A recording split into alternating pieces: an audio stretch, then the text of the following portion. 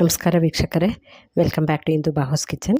ಇವತ್ತು ನಾನು ನುಗ್ಗೆ ಸೊಪ್ಪು ಮತ್ತು ಅಕ್ಕಿ ಹಿಟ್ಟು ಹಾಕಿ ರೊಟ್ಟಿ ಮಾಡಿದ್ದೀನಿ. ಇದು ಆರೋಗ್ಯಕ್ಕೆ ತುಂಬ ಒಳ್ಳೆಯದು. ನೋಡಿ ಎಷ್ಟು ಚೆನ್ನಾಗಿ ಮೃದುವಾಗಿದೆ ಮತ್ತು ತೆಳ್ಳಗಿದೆ. ಮತ್ತು ನಾನು ಎಳ್ಳು ಹಾಕ್ಬಿಟ್ಟು ಚಟ್ನಿ ಮಾಡಿದ್ದೀನಿ, ಎಳ್ಳಿನ ಚಟ್ನಿ ಮಾಡಿದ್ದೀನಿ. ಇದಕ್ಕೆ ಒಳ್ಳೆ ಕಾಂಬಿನೇಷನ್ನು. ಇದಕ್ಕೆ ಅಕ್ಕಿ ರೊಟ್ಟಿಗೆ, ಅಕ್ಕಿ ಮತ್ತು ನುಗ್ಗೆ ಸೊಪ್ಪಿನ ರೊಟ್ಟಿಗೆ ತುಂಬ ಚೆನ್ನಾಗಿರುತ್ತೆ. ನಿಮಗೇನಾದರೂ ಇದರಲ್ಲಿ ನಾನು 1 ಲೋಟ ನೀರು ಹಾಕಿದ್ದೀನಿ. ಸ್ವಲ್ಪ ಉಪ್ಪು ಸೇರಿಸ್ಕೊಂಡಿದ್ದೀನಿ. ಈಗ ನಾನು ನುಗ್ಗೆ ಸೊಪ್ಪು ಸಹ ಹಾಕ್ತಾಯಿದ್ದೀನಿ. ನುಗ್ಗೆ ಸೊಪ್ಪು ಸ್ವಲ್ಪ ಬೇಯಬೇಕು, ಅದಕ್ಕೆ ನಾನು ನುಗ್ಗೆ ಸೊಪ್ಪು ಕೂಡ ಹಾಕ್ಕೊಳ್ತಾಯಿದ್ದೀನಿ.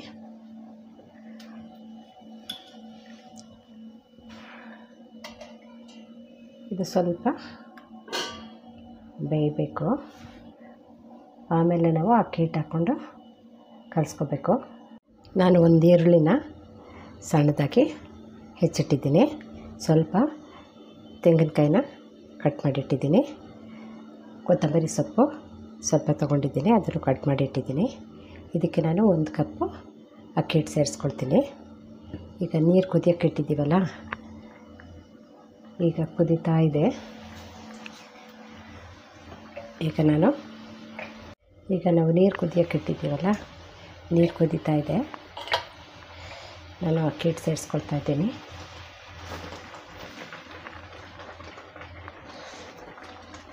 ನುಗ್ಗೆ ಸೊಪ್ಪಲ್ಲಿ ಐರನ್ ಕಂಟೆಂಟ್ ತುಂಬ ಇರುತ್ತೆ. ಇದು ತುಂಬ ಆರೋಗ್ಯಕ್ಕೆ ಒಳ್ಳೆಯದು.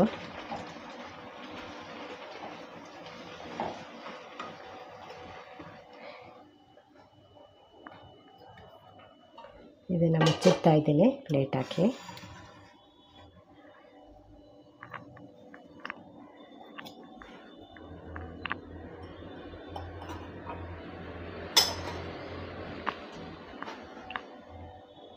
ಒಂದು ನಿಮಿಷ ಆಗಿದೆ. ಅಕ್ಕಿ ಹಿಟ್ಟು ಕೂಡ ಚೆನ್ನಾಗಿ ಬೆಂದಿದೆ. ನಾನು ಸ್ಟವ್ ಆಫ್ ಮಾಡ್ತಾಯಿದ್ದೀನಿ. ಹಾಗೆ ಇನ್ನೊಂದು 2 ನಿಮಿಷ ಹಾಗೆ ಇಡೋಣ. ಬೇಲ್ ಚೆನ್ನಾಗಿ ಬೆಂದೋಗುತ್ತೆ.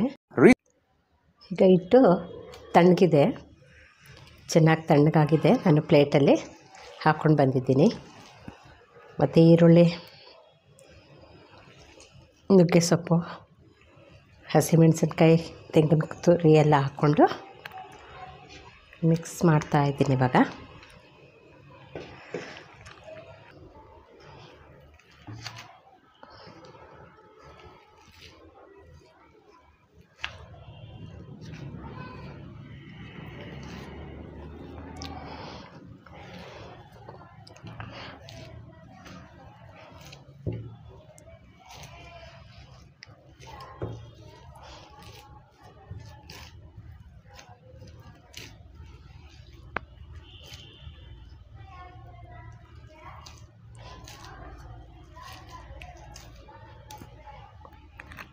ಈಗ ಇಟ್ಟು ನಾದ್ಕೊಂಡಿದ್ದಾಯಿತು.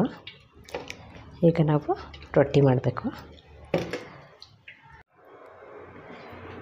ನಾವು ಹಿಟ್ಟನ್ನ ಕಲಿಸ್ಕೊಂಡ್ವಲ್ಲ,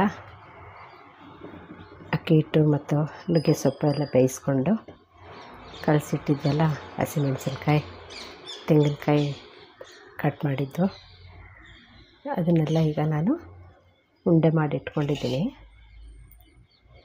ಈಗ ನಾನು ಈ ಟೆಫ್ಲಾನ್ ಶೀಟ್ಗೆ ಸ್ವಲ್ಪ ಈ ಥರ ಹಾಕಿ ತಟ್ಕೋಬೇಕು. ಮತ್ತು ಅದ್ರ ಮೇಲೆ ಇನ್ನೊಂದು ಕವರ್ ಹಾಕಬೇಕು. ಮತ್ತು ಇಲ್ಲಿ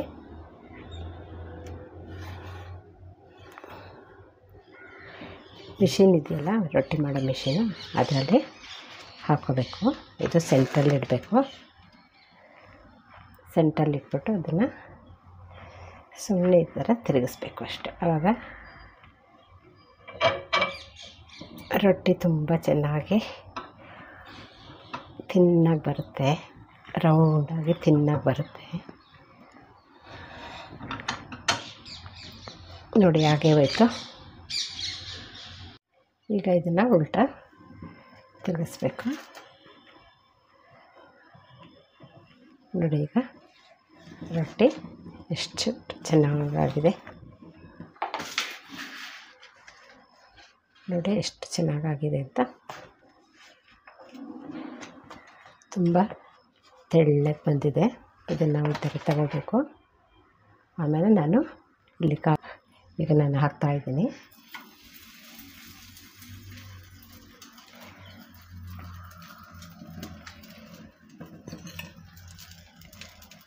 ಒಂದು ಸ್ಪೂನು ಸಣ್ಣ ಸ್ಪೂನ್ ಎಣ್ಣೆ ಹಾಕ್ಕೋಬೇಕು.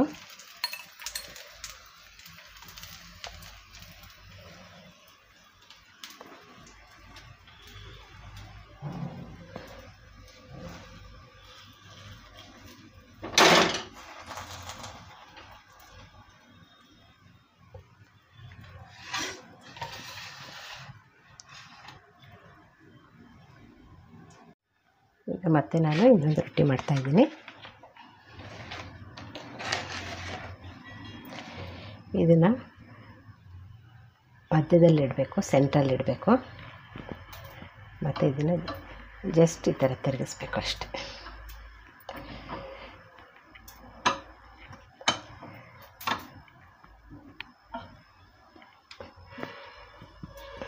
ಅಷ್ಟೆ. ಈಗ ನಾನು ಕಾವಲಿ ಬಿಸಿಗಿಟ್ಟಿದ್ದೀನಿ.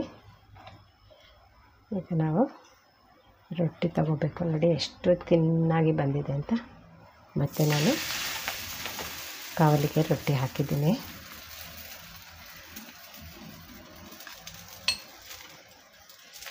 ಒಂದು ಸ್ಪೂನ್ ಎಣ್ಣೆ ಹಾಕಬೇಕು.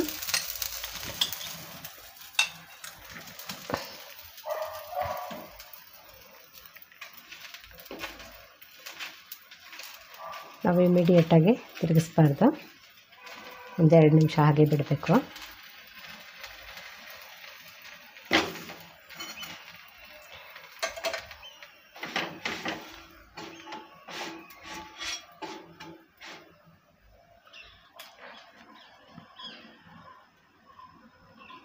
ಈಗ ರೊಟ್ಟಿ ರೆಡಿ ಆಯಿತು. ತೆಗಿತಾ ಇದ್ದೀನಿ. ನಾನು 2 ತವನೆಲ್ಲ ಹಾಕಿದ್ದೆ, ರೆಡಿ ಆಗಿದೆ. ನೋಡಿದ್ರೆ ಎಷ್ಟು ಬೇಗ ರೆಡಿ ಆಯಿತು ಅಂತ. ನಮ್ಮ ಸಿಟ್ಟು ಹಾಕಿ